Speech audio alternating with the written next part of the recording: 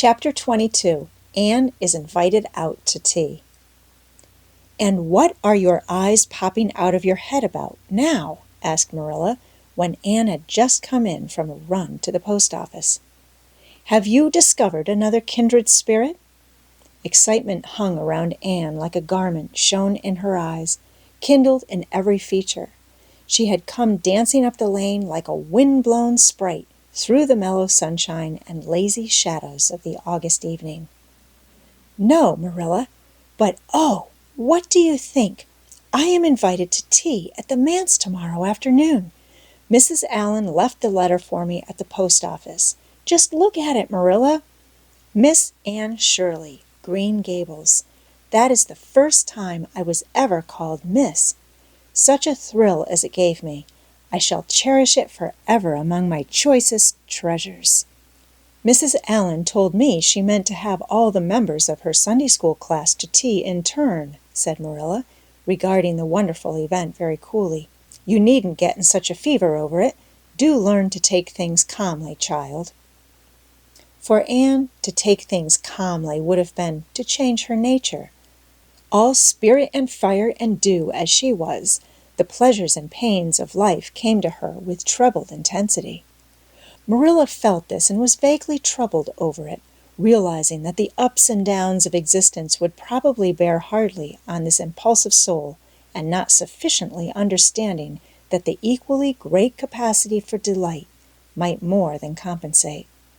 Therefore, Marilla conceived it to be her duty to drill Anne into a tranquil uniformity of disposition as impossible and alien to her as to a dancing sunbeam in one of the brook shallows. She did not make much headway, as she sorrowfully admitted to herself. The downfall of some dear hope or plan plunged Anne into deeps of affliction. The fulfillment thereof exalted her to dizzy realms of delight.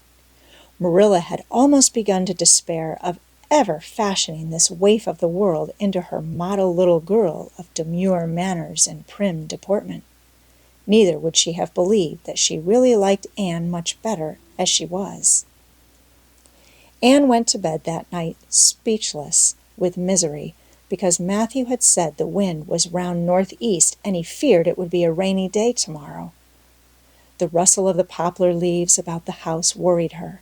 It sounded so like pattering raindrops, and the full, faraway roar of the Gulf, to which she listened delightedly at other times, loving its strange, sonorous, haunting rhythm, now seemed like a prophecy of storm and disaster to a small maiden who particularly wanted a fine day.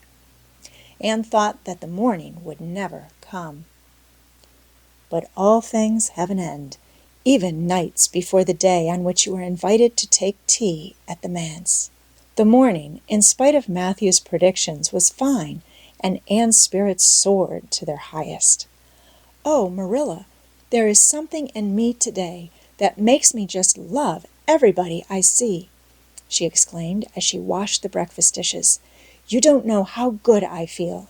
Wouldn't it be nice if it could last? I believe I could be a model child if I were just invited out to tea every day. But oh, Marilla, it's a solemn occasion, too. I feel so anxious. What if I shouldn't behave properly? You know, I never had tea at a manse before, and I'm not sure that I know all the rules of etiquette, although I've been studying the rules given in the etiquette department of the Family Herald ever since I came here. I'm so afraid I'll do something silly, or forget to do something I should do. Would it be good manners to take a second helping of anything if you wanted to, very much?" "The trouble with you, Anne, is that you're thinking too much about yourself.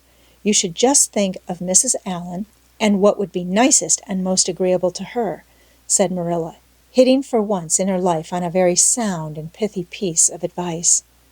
Anne instantly realized this. "You are right, Marilla. I'll try not to think about myself at all."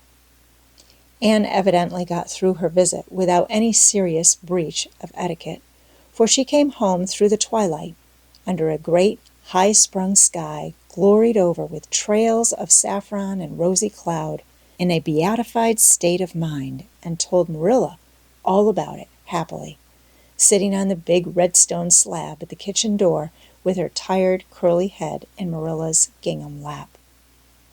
A cool wind was blowing down over the long harvest fields from the rims of furry western hills and whistling through the poplars. One clear star hung over the orchard, and the fireflies were flitting over in Lover's Lane, in and out among the ferns and rustling boughs. Anne watched them as she talked, and somehow felt that wind and stars and fireflies were all tangled up together into something unutterably sweet and enchanting. "Oh, Marilla, I've had a most fascinating time.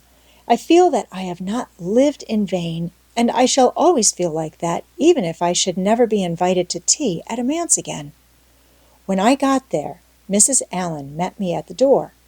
She was dressed in the sweetest dress of pale pink organdy, with dozens of frills and elbow sleeves, and she looked just like a seraph. "I really think I'd like to be a minister's wife when I grow up, Marilla. A minister mightn't mind my red hair because he wouldn't be thinking of such worldly things. But then, of course, one would have to be naturally good, and I'll never be that. So I suppose there's no use in thinking about it.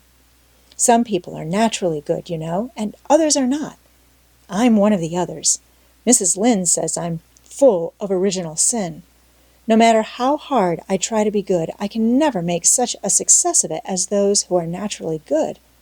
It's a good deal like geometry, I expect. But don't you think the trying so hard ought to count for something? Mrs. Allan is one of the naturally good people. I love her passionately. You know, there are some people, like Mathew and Mrs. Allan, that you can love right off without any trouble. And there are others, like Mrs. Lynde, that you have to try very hard to love. You know you ought to love them because they know so much and are such active workers in the church, but you have to keep reminding yourself of it all the time or else you forget. There was another little girl at the manse to tea from the White Sands Sunday School. Her name was Laurette Bradley, and she was a very nice little girl. Not exactly a kindred spirit, you know, but still very nice. We had an elegant tea, and I think I kept all the rules of etiquette pretty well. After tea, Mrs. Allan played and sang, and she got Loretta and me to sing too. Mrs. Allan says I have a good voice, and she says I must sing in the Sunday school choir after this. You can't think how I was thrilled at the mere thought. I've longed so to sing in the Sunday school choir, as Diana does, but I feared it was an honor I could never aspire to. Loretta had to go home early because there is a big concert in the White Sands Hotel tonight, and her sister is to recite at it. Loretta says that the Americans at the hotel give a concert every fortnight in aid of the Charlottetown Hospital, and they ask lots of the White Sands people to recite. Loretta said she expected to be asked herself some day. I just gazed at her in awe. After she had gone, Mrs. Allan and I had a heart-to-heart talk. I told her everything, about Mrs. Thomas and the twins and Katie Maurice and Violetta and coming to Green Gables and my troubles over geometry. And would you believe it, Marilla? Mrs. Allan told me she was a dunce at geometry, too. You don't know how that encouraged me. Mrs. Lynde came to the manse just before I left, and what do you think, Marilla? The trustees have hired a new teacher, and it's a lady. Her name is Miss Muriel Stacy. Isn't that a romantic name? Mrs. Lynde says they've never had a female teacher in Avonlea before, and she thinks it is a dangerous innovation. But I think it will be splendid to have a lady teacher, and I really don't see how I'm going to live through the 2 weeks before school begins. I'm so impatient to see her.